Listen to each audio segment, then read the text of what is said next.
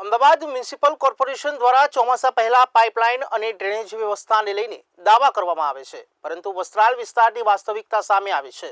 Vastral ring road નજીક આવેલ તળાવમાં વરસાદી પાણી ભરાતા તેની આજુબાજુની અનેક સોસાયટીઓ જેમ કે સિલ્વર 34 બંગલો, પ્રયોસ પેરેડાઇઝ અને શાશ્વત વિનાયક સોસાયટી છેલ્લા ઘણા દિવસોથી ભયના ઓથાર હેઠળ જીવી રહી છે। શનિવારના રોજ સાંજના સમયે પ્રયોસા પેરેડાઇઝમાં સાપ નીકળતા રહેવાસીઓમાં દહેશત ફેલાઈ હતી। ત્યારે તળાવની પાણીમાં તળાવમાં આવેલી બગીચામાં પણ 2 થી 3 ફૂટ સુધી ભરાઈ ગયેલું જોવા મળ્યું, જેના લીધે નાના બાળકો અને વડીલોની સુરક્ષા માટે લોકો ચિંતિત છે।